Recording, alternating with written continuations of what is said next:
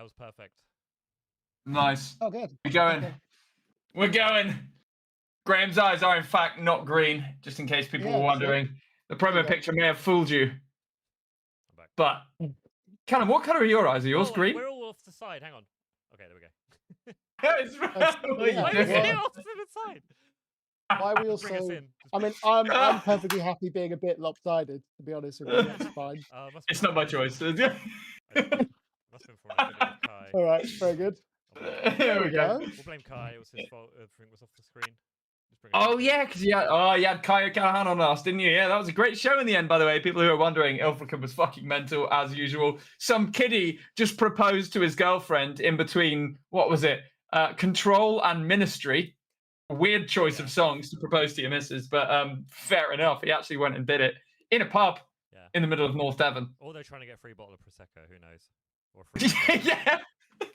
Free dessert. You get free dessert. A pub doesn't serve dessert. No dessert for you.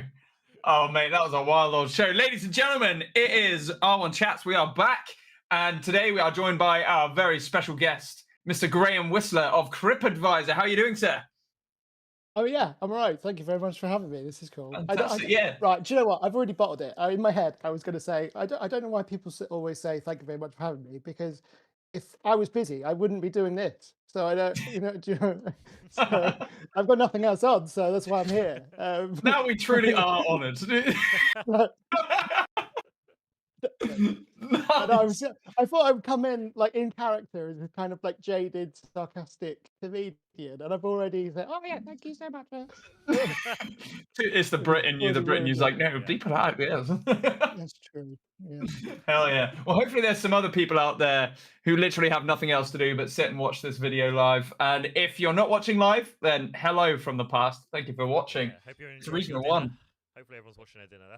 We're trying to watching their dinner. Yeah, watching it. Watching dinner. Well, otherwise they're gonna miss their mouths, aren't they? If they're not watching it, they're just gonna. No. At what point in life do you start not looking at the fork anymore?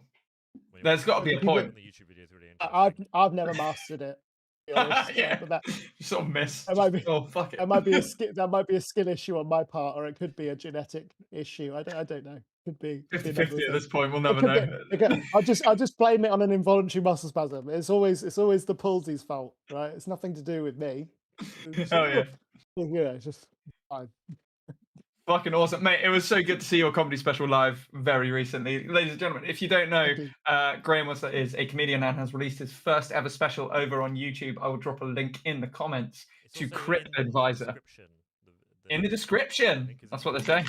His name should be tagged in the YouTube title as well, I think. It should go, you just click the name. Man, it was fucking funny. That's cool. It's so funny. I really enjoyed it, mate. Thank you. I was unsure about it when I was editing it afterwards, and in the moment as well. I maybe was a little bit harsh on myself just because I had this image in my head of how I wanted the show to go, and it didn't go how I planned it out in my head. But I suppose that's maybe a creative thing. It happens with, I'm sure it happens with music gigs and stuff all the time as well, right? 100% every time. Yeah. But when I'd spent the 4 or 5 days it took me to go through all this footage, and I started actually listening to the laughter and stuff, I was like, oh no, I'm actually good at this. I forgot. Actually fucking killed it. So yeah, thank you. I'm glad you enjoyed it. Thank you for coming as well. It was just nice to have a full room, and because I haven't done a proper show like that for like 2 years. So it was great. Yeah, man. Tell us a bit about that. So, from my understanding, you had a few issues. You were going to be filming TripAdvisor quite a little while ago, weren't you? Yes. So originally, actually, I'd already done like a few sort of work in progress shows, which is basically where you just you go to various festivals or whatever, and you just try the material out, so you're still working it out. And I'd done a couple of those in like Glasgow and Brighton. And I was supposed to be going on tour in 2024. I had like 17 different venues sort of booked in. They were just figuring out the dates and stuff. So I was going to like all the glamorous places, Swindon, Plymouth, those kind of places like that, doing this tour show. And then I had I was doing a weekend of gigs in Plymouth, just club stuff. And I woke up in my hotel on the Sunday. This was like September 2024, and I couldn't stand. Like I couldn't stand. I didn't know what was going on, and Mhm. I chalked it up to a really bad hangover at the time. I thought I was just too many rum and cokes or whatever, but it didn't, and I just thought I was fatigued or something, but it didn't go away. I managed to get home, like a 6-hour train journey, and managed to figure it out with the help of the hotel staff.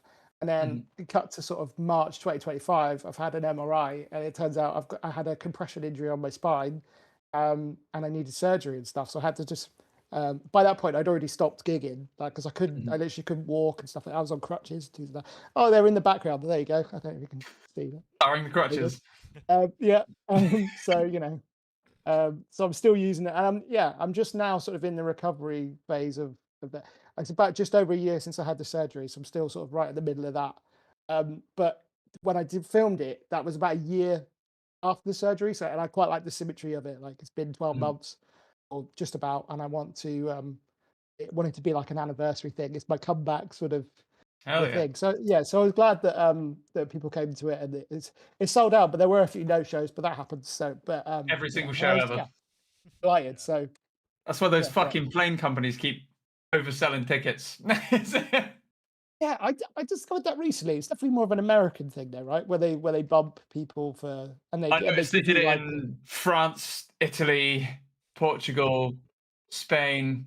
I think they're just doing it everywhere. I think, yeah, oh right, transport industry does okay. whatever the fuck they want. Like, yeah. I definitely know of airlines giving people like 400 quid back or whatever to put them on a different flight and stuff. Which Mhm. I suppose if you don't have to be there by a certain time, then fine. But Yeah. I don't really understand that as a business model. I don't. Okay, It's mad, whatever. isn't it? It They're must just just be trying to like, make. it They're must just trying to odds make sure out. the other flight is full. Like, well, this one's full, but this one's empty, and we can't have that because. But who's gonna know? Like, I don't, I I think don't what it is, understand. they Like, have they have 300 seats, so they sell 320 tickets on the assumption that 20 people won't turn up. Basically, I think they do something like that. There's some yeah. probability basis. Yeah, the fuckers, they're fuckers. I bet Ticketmaster are all over that. Bet they love that. Yeah. Who's not showing up to the plane though? What is? Do they? People just ill, die, Oh, that's be in fair. So, hospital, fucking postpone. so then have airlines started doing like surge pricing? Like with Mm, Uber, if it gets too busy, if too many people want the Yeah. same journey or whatever dynamic in the same pricing. area, and then Mhm. and then they surge up the prices, right? I So think the if planes and airline, trains started that shit. right, okay, well we're all fucked then, aren't we? Okay, Yeah, good, right. yeah. I think that was their trick. Brilliant. Right, yeah. Fuck net zero. We all need cars because none of us can afford to take the train. What like? Yeah. There we go. I I didn't fucking want to. I took a very special train at the weekend. You might have enjoyed it. I went on the Real L train up in Alton, which is just Very it's a cool. steam train and they give you lots of beer. That sounds perfect. Yeah, Yeah. it was pretty good. I, I don't drink beer. I It was great. although the real L train makes it sound like that's what it's powered on. Like it just sort of It pouring, does. you know, just sort of pouring some. I'm right. Think of an ale. I couldn't think of one. Oh, fuck it. Newcastle I don't Brown, know. right? Just I, oh, mate, why couldn't I, like, I know, oh, I don't know, whatever. Honestly, These like, days, there's so many craft ales, you could just put words, random nouns together, and you've Yep. probably got a craft beer. yeah. Like, Oh yeah. Now that train was yeah, powered cool. on coal and autism. There wasn't Yeah, much in exactly. between. There you go. Yeah. It was like is you're either That, like you could split the train in two. There was like 50% of the train were really into craft ales. 50% of the train really like trains. Yeah, was it a steam very train? good. Because whenever you Yeah. see a steam train anywhere, everyone's like, steam train? That's crazy. it was more of a steaming train, I suppose, because everyone was. Yeah. Nice. Nice. Like that. Back to Crip Advisor then. Right, sorry, yeah. Okay. Yeah, derailed you there. Hey. Oh, you planned that. You put that in the what do they call it? I don't know, synopsis of this. Yeah. The little blurb. There was already a comment about being derailed. So Oh, you that's you'd the conversation getting derailed. You're pre-planning bit. I'm 4D chess, mate. That's what it's really about. It's gone ahead on the script though. It's 2 pages ahead, unfortunately. We need to Yeah, shit. Easily done. Honestly, by the way, like getting absolutely smashed and trying to run down the middle of a train. It's not the say train that that? has like I a don't. middle passage either. Oh, I need to get to the bar, don't I? And there's like one carriage would be like, oh, you come off to the side, fuck off down there, and then oh, there's a bar, and then that's not the bar I want because I want spirits, so I'm skipping the beer bar. Down in the next one, you're on this side. Then it opens out. There's a bunch of Christians playing ukuleles. Steam on through there. It's like this is the most chaotic shit I've seen in my life. Just a train. Choosing ukulele sounds like a craft beer, doesn't it? Yeah. It's got a particularly nutty flavour. Yeah, definitely a bit fruity. Fucking hell. made with 2,000-year-old hop. Yeah. Or is it not changed the recipe in 2,000 years or something like that? There's a joke in there somewhere. Yeah. Have to cook that one out slowly. That one. Let it simmer. Anyway, so CryptAdvisor was recent, and you've now released that onto YouTube. I see it's racking up the views, doing very well. Fucking good job. Thank you. Yeah. Nice one. I'm happy that I got more than like 10. That's fine. Yeah. I'm on about. I think I'm on like 250, something like that now. So Yeah, man. I'll take it. That's long form content as well. That's like with a bit of retention to it. That's good numbers. It's weird because I've done a few clips already for it, and they've all done better than the actual video itself. And even with the comments, and I don't care if you want to say that the joke isn't funny and you want to call me shit, fine. It's all engagement. I'm not bothered. Yeah. So, Rage bait him a little. genuinely, it was so strange. I got into a weird debate about the history of slavery with somebody in my YouTube comments over one of my jokes, and I was just like, "This isn't."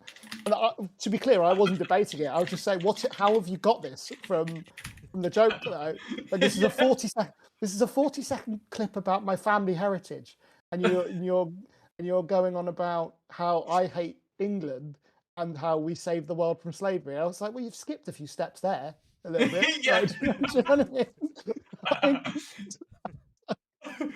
I'm looking that up immediately. Honestly, it's Here it is. 31 comments. It's honestly, it's insane. Holy shit! That goes in, doesn't it? Yeah. And the mad thing is, there's just one guy. There's only one guy that's jumped to my defense, and it's just he's not doing that. Grow up, and that's the only defense I've been given so far in the comments. But even my mates have piled on and going, I know Graham. He's like, what is it? He's voting Green and something else. He's voting Green and he hates the Jews or something. I was just like, cheers, mate. Thanks. That's you're really helping me out. Yeah, cheers. Oh my god, I can imagine even just like your host from the CryptAdvisor, for example, just piling in. Oh mate, I'm so glad he hasn't seen it because he'd just be straight in there. He's going to direct link this evening, Yeah. Yeah, man. So tell me a bit more about the lineup you managed to book, because obviously you had two openers before you and you had a host as well. So how do you know those guys? How did you get those guys involved? Well, firstly, I guess I just wanted it to be more of like almost like a proper comedy club show. I didn't want it to be just about me because, and this doesn't just go for comedy. I think with anything creative, I think Bournemouth's got a lot of talented people. And I just wanted to sort of showcase that a little bit. And Seb, who hosted it, has been a mate of mine for a long time, and we've done a lot of gigs together. And I think he's a very underrated act. He doesn't get a lot of gigs and stuff. So if I ever get the chance, I mean, he mentioned it sort of flippantly in the show. It was like, oh, the only reason he's booked me is so that he has someone to drive him to the gig, which is fair. But it's also, yeah, but thanks for getting you the gig. Do you know what I mean? Like, if it wasn't for me, you wouldn't have any. So, do you know? So, you know. Nice. But I just think he's really underrated, and I think that he deserves a chance to prove it. Granted, he only had about 10 minutes of overall stage time as the host of the show that night, so he didn't actually do a lot of work. But you know, fine. But he did enough, and he was very funny. And then Sam and Lee are relatively new in terms of the scene and stuff. Like Sam's running a lot of gigs, slightly further afield of Bournemouth, like Christchurch and stuff. And they're mostly sort of for newer acts doing new material, running stuff out. But they're all really nice gigs, and I just wanted to, and because he's always hosting it, I wanted to give him a chance to just do a set. where he Yeah, didn't for have to sure. watch. Because that's the thing about running a gig, is that if you're the one promoting it, or you're showcasing the acts, you have to worry about all the other stuff that's going on. And I think there was an element of that with my performance on the night, is that I was so worried about how many people had bums on seats and whether the night was going well, that I didn't necessarily just shut all that out and just worry about my own set. For Where sure. and I think sometimes Sam um can relate to that because he hosts a lot of his own gigs. So I just wanted him to go out and do his best, like 15 minutes, and I think he did, because he was on first. I think he actually did great. Um, that Awesome. was all it was really for. Um, I met Lee through Carl Filer, who used to do the Carl's Comedy Club at Chaplin's. Yes. Yeah, Um, yeah, I remember. he used to be the head doorman there for a long time as well. But they had a falling out, and I have conflicting sources on why. So I can't get into that story. Yeah. Just because I also happen to be permanently barred from Chaplin, so I'm very much pro Carl in this story. So Oh, nice. I probably can't give a biased account of what actually happened. Because Fair dues. I remember he set up a new gig post Chaplin's. Mhm. And the first set I did was I got my phone out and I got the entire audience to shout "fuck Chaplin's" and then just posted it. And yeah, so, That's quality. you know. But yeah, Lee is a friend of Carl's, and um, Carl said to Lee, "You're just like a really natural storyteller. You should do it." And that was about 4 years ago, and he hasn't looked back. And he's got to the final of some competitions and stuff in London. He's doing really well. So I always make jokes that I'm basically like the mentor of all of these Bournemouth comedians, and that I'm like the I don't know, the foundation of the modern scene in Bournemouth. Like, none of this would exist if it wasn't for me. So consider yourself lucky, kind of thing, that I'm here. That sort of Nice. shit like that. Yeah, man. Well, Yeah. that's sick. So Honestly, the lineup was so good on the night as well. I feel like yeah, just everything flowed so well. To be honest, I know what you mean when you're sort of like you're in the logistical side of it. It does make you sort of like worry and like, oh, it feels like there's a lot of pressure on you and it's harder to lock in. But yeah, man, and then there I was the think you very absolutely literal smashed it though. sense of thank you. I just think there was also the very literal sense of me trying to stand up as opposed to just doing stand up. Right, I was Yeah. literally It's a bit of an literally ironic struggling name, isn't to it? Stand-up comedy, you know what I mean? Like, yeah, yeah. In retrospect, I should have made it easier for myself, and I probably should have sat down for, if not most of the show, then some of it, just to take the weight off. yeah, But man, for sure. again, but these are things that you always. I'm sure you've done gigs before, like, and as soon as you come off, you're like, oh, I could have done this differently or whatever, and Oh yeah. it always goes straight to what could I have done better, as opposed to that was really good and Mm. this is why. It's always how can I improve, which isn't Yeah, necessarily yeah. a bad thing, but it's a skill to shut that off and just sort of Mhm. appreciate it for what it was.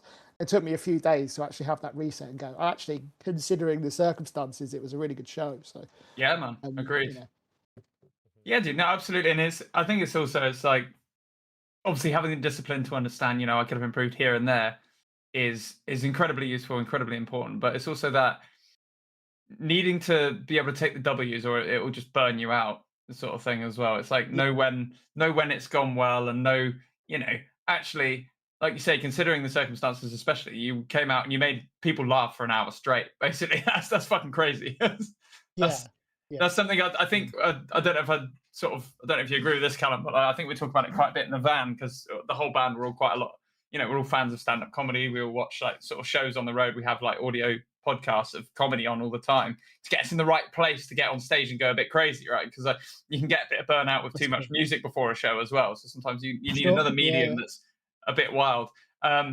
But that's for me, that's definitely one of the things that I'd say. Like music and comedy, there's a lot of similarities, but for me, comedy just seems so difficult. It's music's all right. I've got the boys to back me up. If I fuck up a few notes, no one's going to know. There's reverb, there's effects, there's things I can do to make it dramatic.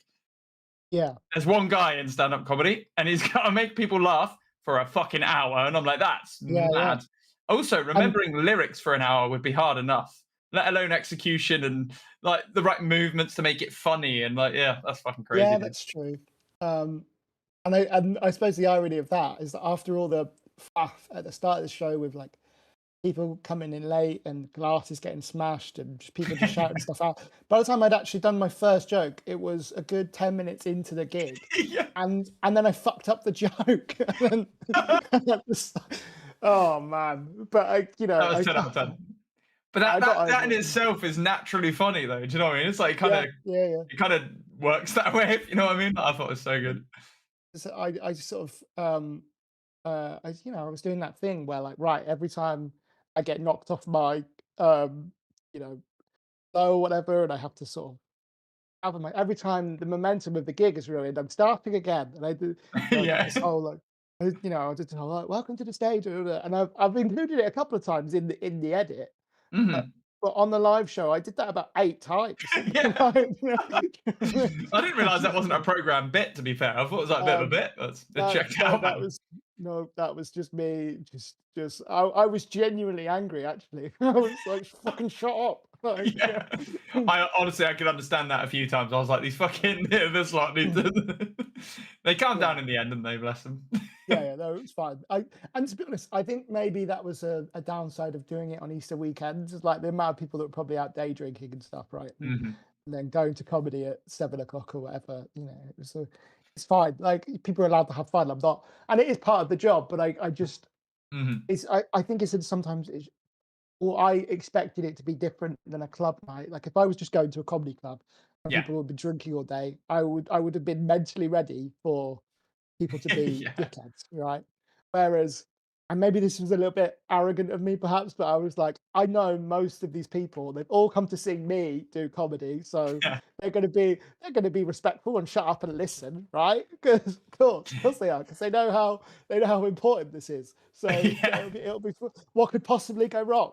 And I think Right. that maybe I'd given my friends and family a little bit too much credit there, perhaps just a little bit. Honestly, man, we've had a few similar experiences. I must say, like we've had a few shows. For example, I've done like a minute's silence on Memorial Day, for example, and we've had people that were too drunk to understand what the fuck was going on, and just like screaming out, like "We love you" and stuff like that. I was like, "We're doing a literal minute's silence." In just a little pub talk as well. Just little Yeah, that's funny as That's fuck. funny. yeah, that was Mhm. crazy. I always found that weird. In the early days when I started stand up, I had to sort of supplement it with my retail job, and Mhm. I always found that so strange. And I get it, like with like Remembrance Day and stuff like that, where they do the minute silence stuff. But it would Mhm. always just come that at 11 o'clock would always just come at the weirdest time because I'd be in Yeah. the middle of like I'd be scanning someone's shop like on the till or something, and it'd just be like, and it's 11 o'clock, and I just suddenly have to stop, and they'd be like, "My ice cream's melted. What are you doing?" And I was like, "There are more important things in the world than your ice cream, Yeah. madam." You know what You got like, and now for the minute silence. Beep. It I mean? was Yeah, such a bit, exactly. wouldn't it? Just, oh, God. That'd be a But stunning but there would sketch. always, but there would always be someone, and but generally most people would observe it pretty well, right? There were, Mhm. but there'd always just be one, like the store would be deathly silent. There'd always just be one till that was still like operating because they didn't realize. And, and it's, oh man, like Imagine it with the stop self-service bowing. checkouts now. Yeah. Fucking hell. And the delivery things going Yeah. off like ding, Yeah. ding. Oh yeah, exactly. Oh my god. The robots, they're taking over. So we've I think sort it's of probably got it. sorry, go on.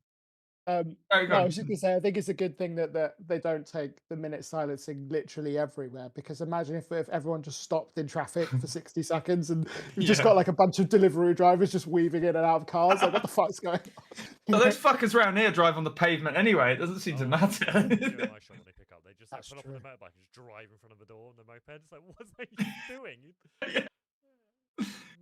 Mental fucking trade that is.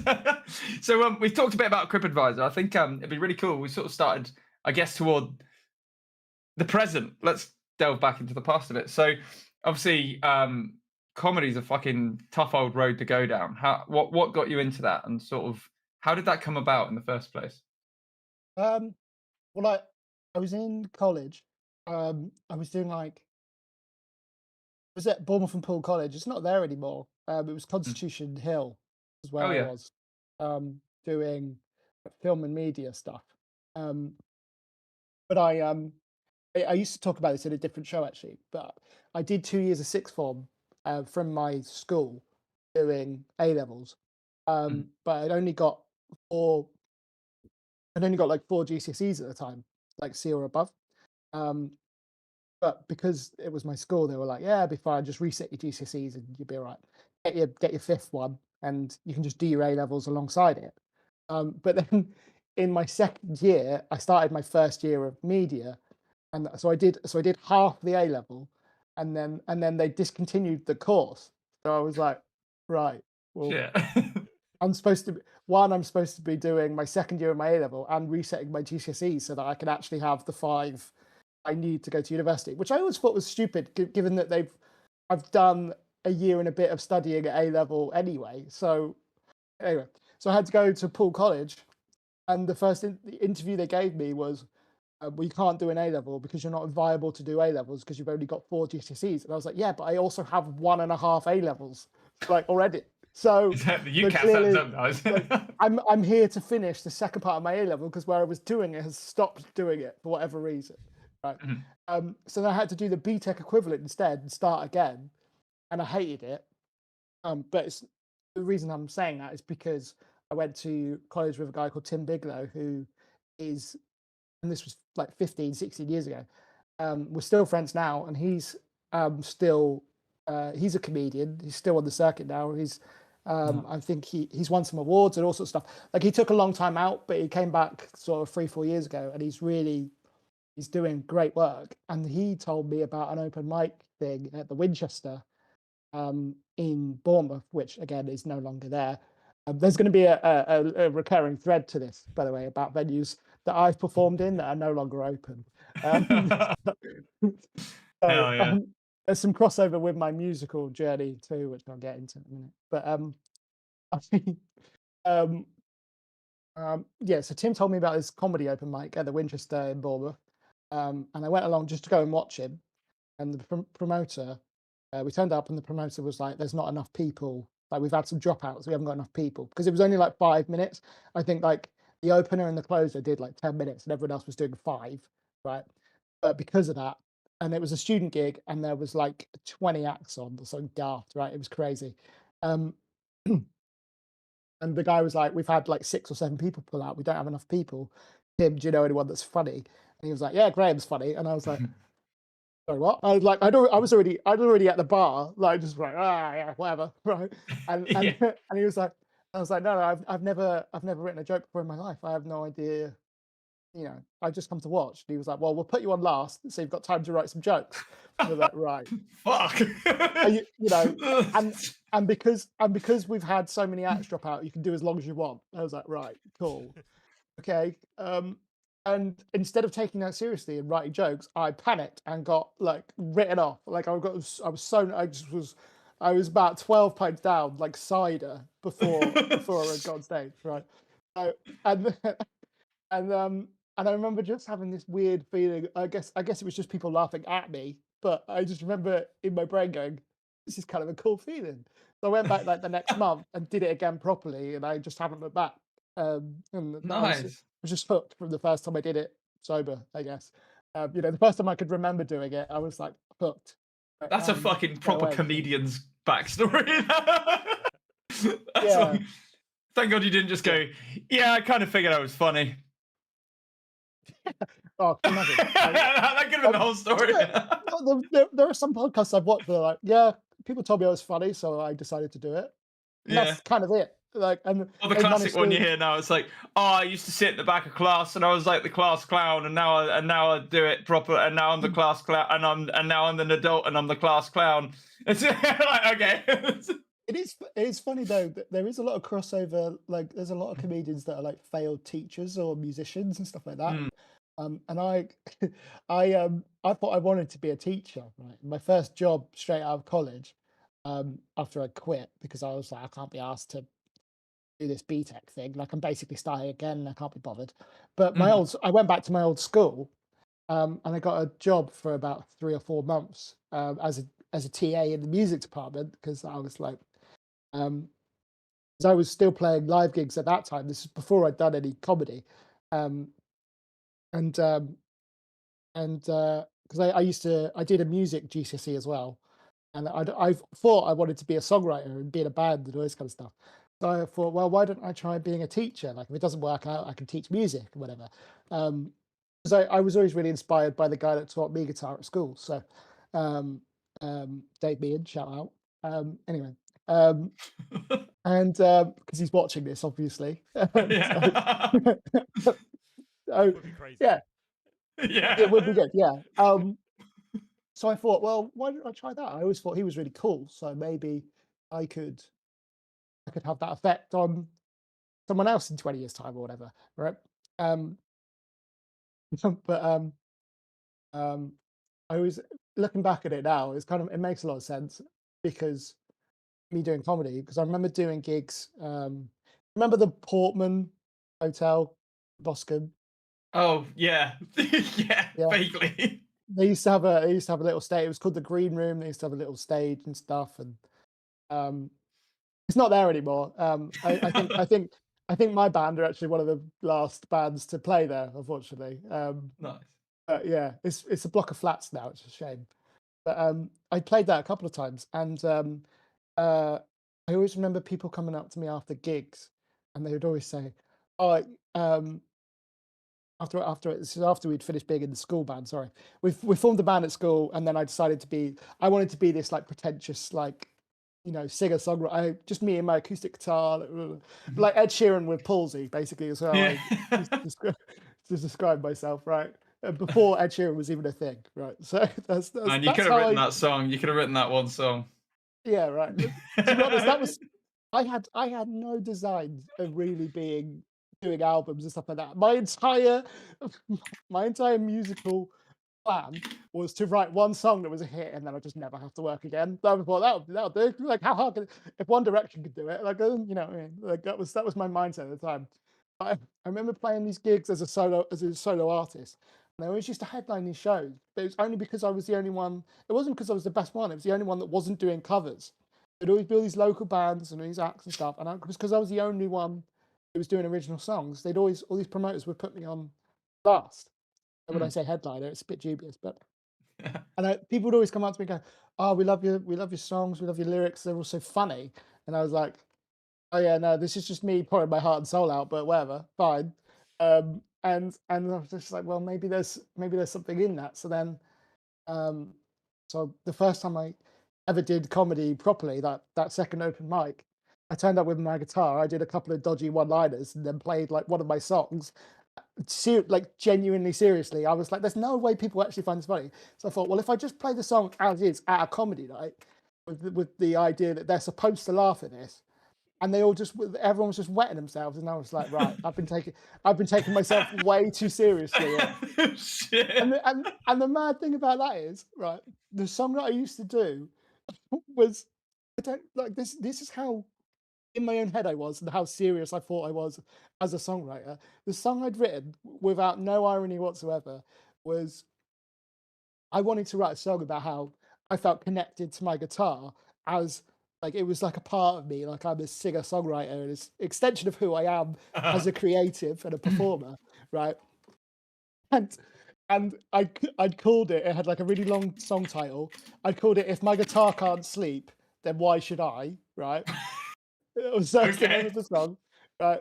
And and the premise being that I just love playing my guitar for as long as I possibly can until I can't sleep, or until I fall asleep or whatever. Um, and but what I'd actually done is written a song where I'd kind of outed myself as like some sort of objectophile. Like I thought do you know what I mean? Like it Yeah. just sounded like I was genuinely in love with my guitar, Yeah. right? Um, and people found that hilarious. And it wasn't until I did it at this open mic where I was like, oh, actually, yeah, this isn't supposed to be a serious song. This is objectively hilarious. I'm such an idiot. And I started going back through all my old material of songs, and I was like, how did I not see this? Like, why did no one tell me? Like, Everyone else got the fucking joke. yeah, except me. Yeah. Like I remember doing so my GCSE music project. We had to write, produce, and perform live our own songs. Right, that was all part of the grade. And I was 15. The first song I ever wrote, it, it was a song about my PlayStation 2. Right? So Another clearly, object I really yeah, liked. exactly, right. And I just yeah. So and I'm like, but admittedly, I did the music GCSE as a bit of a DOS. I was like, oh, I can sit around and play guitar all day. That'd be fine. So I wasn't taking it seriously. So I don't know what happened between the age of 15 and 19, where I suddenly thought I was this high art, like acoustic singer songwriter, you know, tearing my soul out for the art form, right? Yeah. When actually I was just a dickhead the entire time, right? Just yeah. And it's funny you said that about you guys before you go to a gig, you listen to comedians in the van and stuff. When I first started, there was a group of us, probably 4 or 5 of us from Bournemouth that used to do the Southwest circuit together. We'd always drive. My friend Adam Money, the brilliant comedian, there's not a lot that you can find of him online. He's sort of this hidden gem of the Southwest. Like if you've seen him live and you've heard of him, you know who he is. But otherwise, there's very little of him online. But anyway, he used to have this pink Suzuki Carry van, right? And we used to cram in the back of it. It was like this it was like a snow leopard print sofa in the back of it. Fucking hell. Oh yeah, so there's no back seats. It was like instead of just a normal leopard print, it was a white one. So it's a snow leopard print bolted down sofa in the back of the Suzuki Carry, right? With no seat belts. And we used to we would there was a rule. There was no talking about comedy until after the gig. We could do like a debrief afterwards, but there was no shop talk, no comedy talk before the gig. We could only listen to tunes and stuff, right? And we always used to do this thing when we knew we were around the corner from the gig. We'd always put on "Nasty Girl" by B.I.G. and just we just blast it out. And Nice. It's just these four like I was 20 at the time, but most of these guys were late 20s, some of them in their 30s. So it was just this van of like these old men, just like in this pink van with like a leopard print sofa, just blaring out "Nasty Girl," and everyone's like, "What are you doing at a pub in Chieveley? What's happening here?" Like, do you know, oh man, it was. You got to turn up as you mean to continue, haven't you? You got to. Yeah, exactly. Yeah. And we'd always be there. Like someone would have their arm on like the window and just be like, "Yeah," and just like really just hamming it up like we were the coolest. Like we knew we were being idiots, right? But it was like, yeah, let's crank up the rap music and just like pretend we're gangsters in this pink. It's like the Suzuki retarded Mystery Carry. Machine rocking up or something, like Scooby Don't. Yeah, exactly. So yeah, great times. That's fucking gold, dude. Yeah, that's nice, man. I think it's so good to have something outside of your medium that gets you into that place. Like I say, comedy's kind of the one for us in the van. Like we got a lot of we watch Kill Tony fairly regularly on trips and stuff like that. Because you get a minute of a comedian, then they get roasted. That's pretty wild. That's cool. How is it? Some people get up for their first ever time doing stand-up comedy in front of like millions of people. You're like, fuck that. Yeah. I couldn't do that. I don't understand the idea of just doing 60 seconds as well. Like I mean, I could probably get 4 punchlines out in 60 seconds, like if I really focused on it. And actually looking back at some of my stuff from the show, because I was worried that it wasn't punchy enough, and I was like, actually, there's a good hit rate on it. Even though I pause a lot, when I start talking again, it's quite quick. So there isn't actually a lot of time between jokes. But I can't ever imagine just. I like the idea of having this time to let my brain figure it out, even though I've got like a point A and point B, generally speaking. I want the middle bit to just be whatever I can, like, I've got some jokes, but I don't know necessarily what the order is. And I want some way of connecting those 2 points, and I'll figure it out as I go. But that's harder to do, even with like 20 minutes. If I've got an hour, it doesn't really matter. I can always veer off and come back to it. But so me trying to do that in 60 seconds would be impossible. That'd be fucking, yeah. I think it makes it funnier for it because it's 60 seconds. Yeah. Anyone doing it is doing their best joke. They can only fit either their best joke or what they think their best material is, which is always and someone come up and shock. it's the perfect format for clipping up. Yeah. Jokes, though, right? These days for shorts and stuff. It's fun. Mhm. There was that one I can never remember her name. She's got an incredible joke. It's probably made her successful now, I would imagine, especially certainly online. It's that one about it's the one about she's walking down the street and she sees the black guy and she knows that she's got some internalized racism because she instinctively clutches her purse and she knows that's wrong. Like deep down, she knows it's wrong because she knows he's not for sale, right? And it's such a good joke. Like, it's fucking savage, isn't it? it's unbelievably good because everyone's That's like a quick one too. That.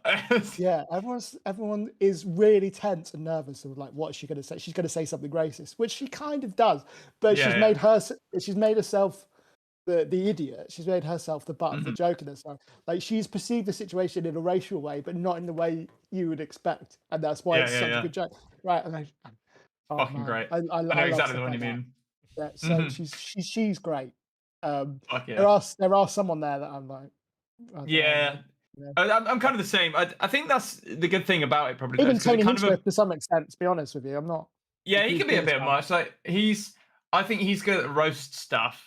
Outside, that's his wheelhouse, isn't it, Tony Hinchcliffe? But I wouldn't probably watch one of his specials or anything like that. But when they have some like Shane Gillis on, I'm like, all right, I love the Shane Gillis specials. I think they're great. I quite like the Mark Normand ones.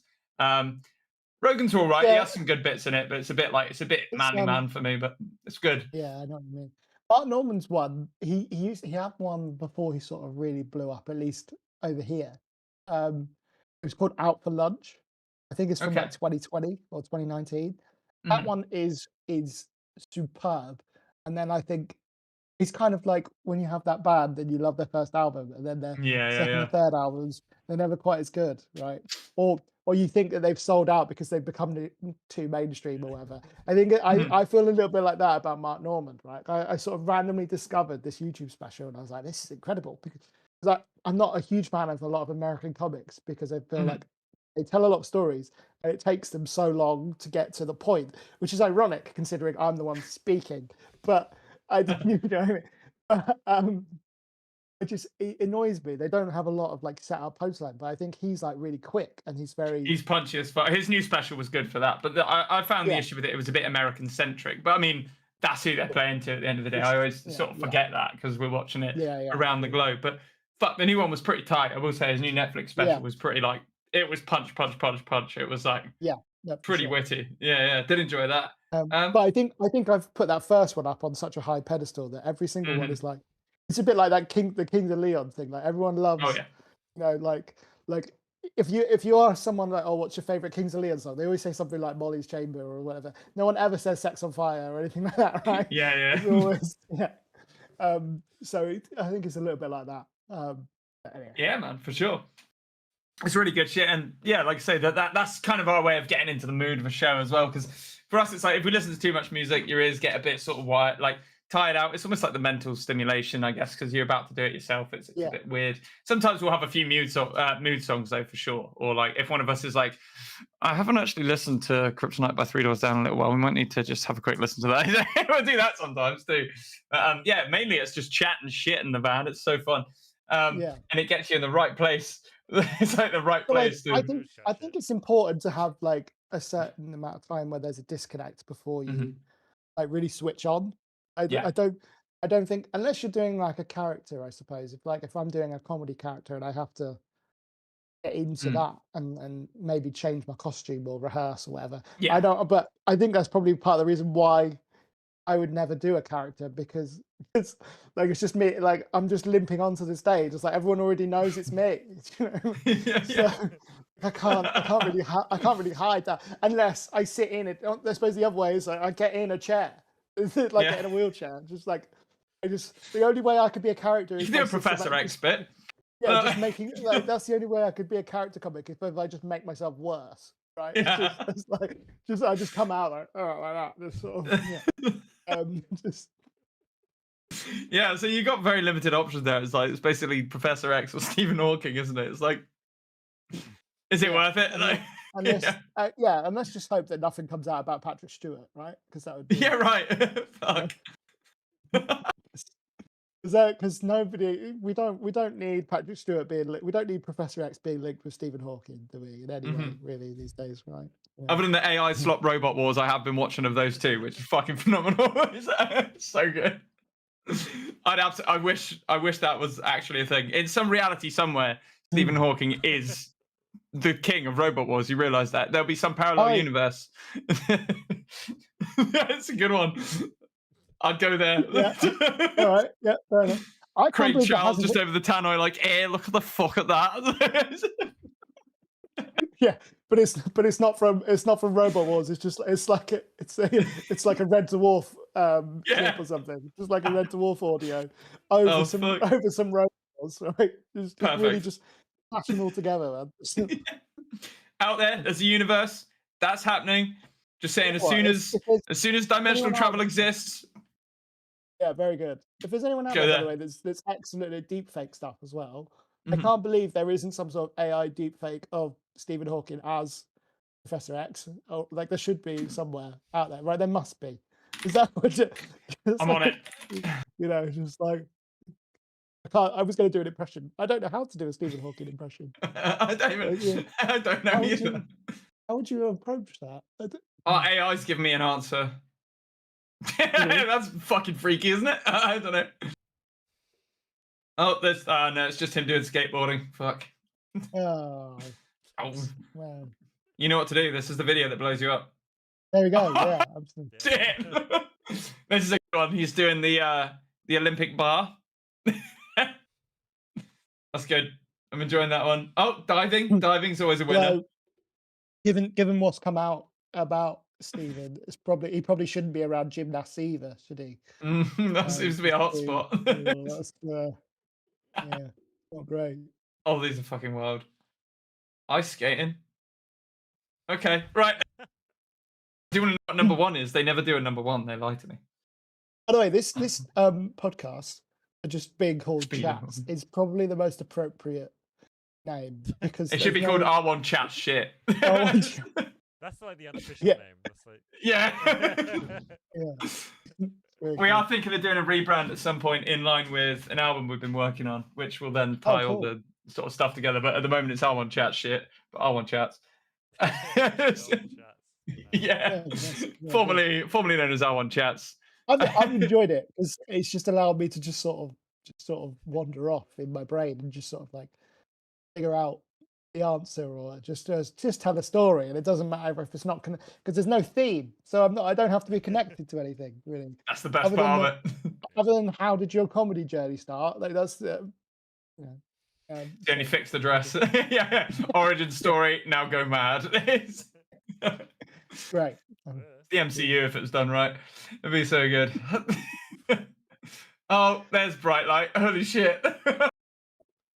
The Stephen Hawking video ended and then just nuked me, apparently. Oh, right. Okay. Right. It might have been ad block. The vibe check. Yeah, man. Sick. So, I believe we're going to be bringing you along with us to London. Is that right? Yeah. Yeah. That's the 12th, right? That's the 12th. Yeah, next Tuesday. Let's go. Get in the bang bus. Let's have a party. It's going to be good. Nice, dude. I don't mind being like, the groupie for the band. I'm in. Hell yeah.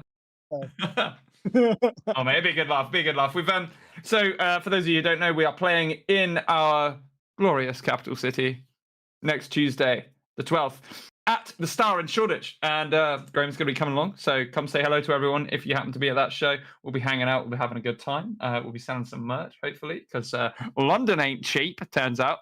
£10 a pint, it's official. King Charles said so. Before we do start wrapping up, I just want to share with you a message I received from our guitarist this evening that I thought was very funny. I wouldn't normally call this shit out, but basically he's on painkillers because he broke his toe. And similar to myself, he takes these functional mushroom things, right? So he's got like quite a downer on the painkillers. He's a bit numb. And then a very functional mushroom pill from Tesco that makes your brain work quick. And he said, because he works at a bar, I won't mention where, he works at a bar, and he said, I'm likely to get some interesting reviews this evening. I'm feeling a bit funny. Review number 1 incoming.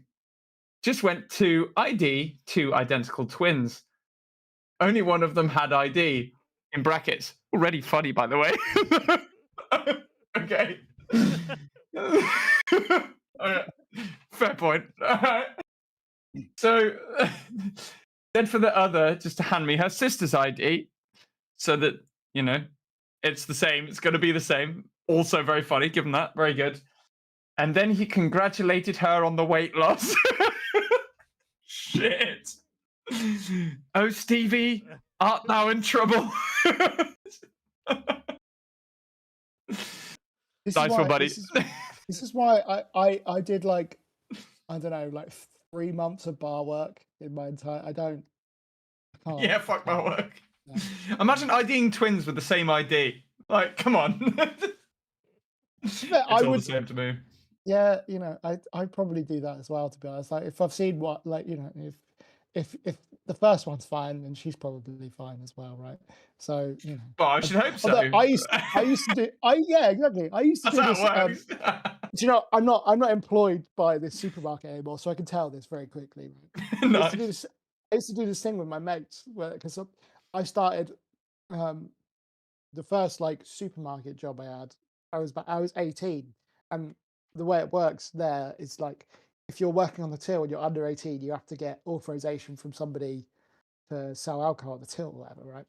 Because I was 18, I didn't have to do that. I could just already authorize alcohol. So I just used to tell them, and because I'm born in February, right? So, so like a lot of my, so, you know, start of the year ish, right? And a lot of my mates had their birthdays later on in the year. So I'd always just tell my 17-year-old mates, like, just come, as long as you've got ID, I just have to pretend that I've asked. All I have to do is ask you for it, and then I can just be like, "Yeah, you're 18," and just like, as long as I'm seen to be doing it, they can't really question it, right? So, although it's no surprise how many times I got mystery shopped, though, is it? I mean, I think maybe they cottoned on in the end, right? But, yeah, but I used to do that all the time. I was like, as long as you've got a provisional license, I can be seen to be asking you for ID. So as far as they're concerned, I've done my job, right? Allegedly. So, allegedly. Yeah. Yeah. I don't want to get sued again. Can't clip that one. That was really good. Allegedly. I don't know if you've seen that one, talking about clips, but that's like a lot of my comedy stuff. Like, the only one that's got any kind of views is this like joke about where I used to work. I used to work in a supermarket. I do this joke about getting sued by them for doing stand-up comedy about them, right? and it's only partially true, by the way. They gave me a cease and desist, and I had to have like a very serious meeting. But the premise of the joke is they've taken me to court, right? And this is a joke. Yeah. I used to work for a supermarket. I can't name them for legal reasons because they've tried to sue me for talking about them on stage. So the judge threw it out and said that it was a frivolous lawsuit, so that I countersued them for suing me frivolously, which in itself is an incredibly frivolous lawsuit. I love irony, right? And the best part about that is I won. Don't get me wrong, it wasn't a massive settlement. But, you know, every little helps, doesn't it? It's a stupid joke. Stupid joke. It's a fucking brilliant joke. It got like, bearing in mind that like my second biggest video on TikTok's got like 3,000 views, I think, something like that. It's got 50,000 views in the first hour, and then just stopped dead. And I was just like, what's happening here? I thought that was my 1 million view moment. Here's the sequel to that joke. No, unnamed supermarket found your TikTok. They got. Do you know what it's from? I'll tell you the true story. So this was, I was working at. We can talk about it. 'Cause I wasn't actually sued. We can talk about it. Yeah, we can. Yeah. Beginning to believe it. I know. I'm believing my own lies. They're not lies. I'm believing my own. Yeah. It was like 2012. Remember the horse meat thing? Because I was working for Tesco at the time, and I just remember being around it. And I also had back then, I don't know if there's a thing anymore, but there used to be a thing on the BBC and like Channel 4 where you could just submit topical stuff for panel shows. Like a popular one for the BBC was called Newsjack, and I think they now call it. They have a similar radio show now, but yeah, you could literally sign on to their website. It's like, oh, for this episode for this week, and submit topical jokes for the show. And Channel 4 did a similar thing with like 8 out of 10 cats and stuff like that. And I just remember when this horse meat thing started, and I was right in the middle of it because I worked in a store, and I just had all of these, like, I thought, oh wow, there's just so many jokes here. So I made, and to this day, it's the most money I've ever made as a writer, as a joke writer, because it was all just horse meat jokes. It was all just Tesco related stuff. Nice. And then someone found out about it and was like, we need to have a meeting about this. But the beauty of it is, like, back in 2012, although social media was a thing, they still didn't have, because now it's very common to have, you can't bring your business into disrepute on social media. You can't. It's a lot of these companies have that in their employment contracts, but back in 2012 there was no such thing. So they're like, we need to stop doing that. I was like, well, tell me where it is in my contract that I can't talk about what's going on. Like, you did it. Do you know what I mean? Yeah. So it's not. Right. So I'm not defaming you. This is true. So I mean, like, and to be honest with you, I think you should just lean into it. I don't like the lasagna is pretty nice. I couldn't tell the difference. I've never eaten horse before, so I don't have a frame of reference between beef and pork. So, but I'm assuming it's similar. Tesco told me it was similar. But they were so mad at me, but they couldn't really do anything about it. So I think I might be the reason why a lot of these companies now have social media policies. For this sort of thing. So right, I've ruined it for everyone. I'm sorry. I didn't. Dude, that's fucking amazing. Well, thank you so much for coming on this evening, mate. We really appreciate it. It's been a right laugh. Well, let's do it again sometime, man. Anytime you're ready, let's get you back on. Have you got any shows coming up you want to talk about? I actually don't. I did a gig on Saturday. That was like my first one since the recording, and that was good fun. That was in Bournemouth. But I'm just sort of I've got like a lot of physiotherapy stuff coming up, so I'm just sort of focusing on that. Getting my steps in, and just sort of easing myself back into it. Because to be honest with you, like, even though I had a break in between the show, like, I was spent after. I bet that took it the fuck out. You did. Yeah. So I'm sticking to sort of trying to just do the club sets and 20-minute stuff. Hopefully I can use some of the footage from that to get more bookings, because I haven't got a lot in the diary, to be honest. But man. I'm at the same time taking it easy. So nothing just yet. But hopefully next time I'll be gigging every weekend, and I'll be like, I'll have something to tell you. But not. Hell yeah, man. Well, hopefully we'll get some material out of you coming up with the boys anyway. It's a good laugh. I promise you'll enjoy it. It's good fun. And I don't know if you want to talk about it or not, but you did mention you're going to be working on some new material soon.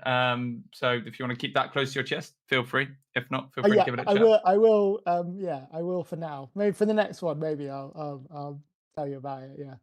Sick, dude. Yeah, I'm looking forward to that, man. From what you were mentioning, sounds very fucking funny. So very excited for that. Nice one. All right. Cool. Well, thank you very much, everyone. Thank you very much for watching. Really appreciate it. If you want to come see Regional One live, we are in London on Tuesday, the 12th of May, and that is next week. Following that, we're at Wreckfest in Fareham on Saturday, the 16th of May. Then we're in Ilfracombe. No, we're not. We're in fucking Yeovil on the 22nd of May, and back in Bridgewater on the 29th of May. That is our May show schedule. Don't know how you say it in England or America, but that's how we do it. We're doing both. So come see us if you can. Audience. Yeah, exactly. Yeah. We're really building. Schedule. And that was like Eastern Bloc. Yeah, my schedule. Yeah, all right. Nice. Cool. So come see us at a show. Come buy some merch. Come say hello. We want to meet as many of you as possible. That's what this is all about, is building a community, building up some kind of scene. That's what we love doing. And that's why we like to bring on guests who aren't just musicians, comedians, all sorts. So please, ladies and gentlemen, if you can afford to come down and see us, please do. We'll see you there. And Graham, thank you so much for being on this evening. Thank you everyone for watching live. We can see you out there. If you're watching in the future, thank you so much. Hello from the past, and we will see you as soon as possible. Goodbye. Bye.